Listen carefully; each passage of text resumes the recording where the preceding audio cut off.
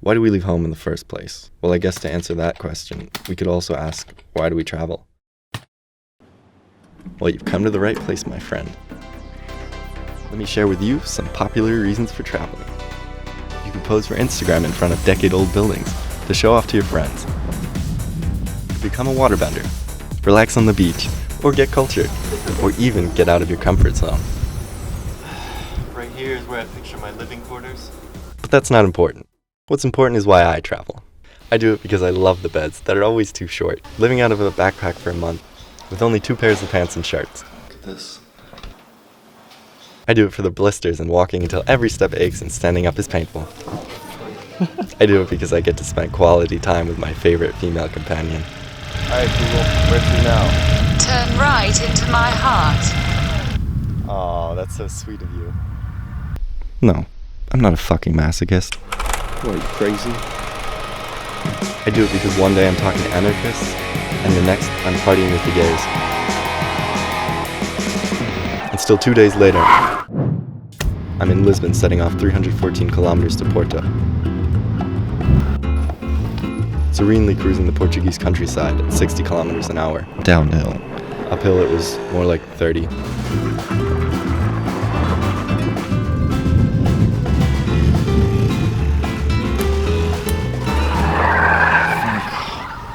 Get up here too.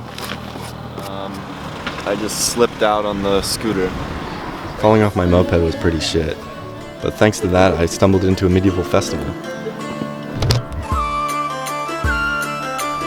And the next night I found an abandoned monastery and set up camp in its ruins.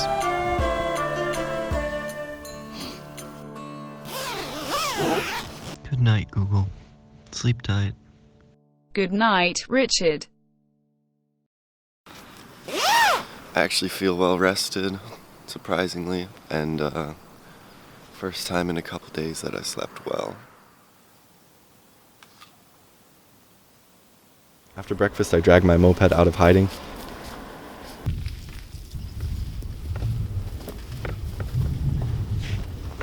And together we set off at top speed to meet up with 3 friends. Yannick.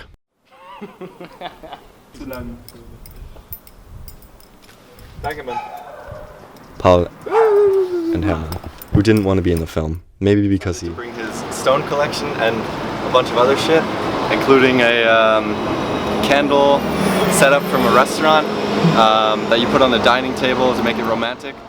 Together we planned to hike the El Camino from Porto to Santiago, but Yannick and Herman were sick and spent 2 days ladling from a pot of tea to recover. When they didn't, Paul and I left the cripples behind. Don't worry, we checked on them regularly.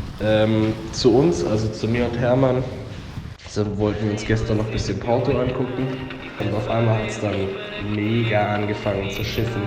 Ich bin jetzt wahrscheinlich gerade kurz vorm Fieber so, mir geht's richtig madig, Alter. Sobald ich wieder gesund bin, was hoffentlich morgen oder übermorgen passieren wird, bin ich da auf der Piste, Alter. Meanwhile, after 40 kilometers a day, our idea of relaxation is to take another small hike.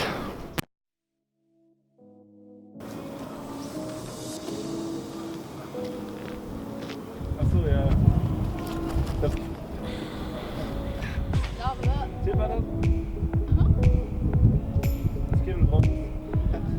Greasy, sweaty, and unwashed, I still think this was worth it. The next day, we limped to Spain to meet up with one more of my friends. Made it to España. Haha. Her name's Alva. Nice to see you today. You must feel like that. Just like me, she's emo trash with a weird fashion sense and finger tattoos. Even though we were exhausted, we stayed up talking and cooking into the late hours of the night. Yeah. That's the difficult thing of doing. Nice, okay. Hey there, babe. Driving off to Porto today. It's the end of Portugal for me. See ya. I guess that still wouldn't explain why I would leave the comfort of my home to carry everything I own on my back for a month. I become homeless on purpose to see the world from a new perspective, because it forces me to talk to strangers, and each one of them has their own perspective, and every new face has a story, and maybe by sharing them, I can reset the world to something simpler.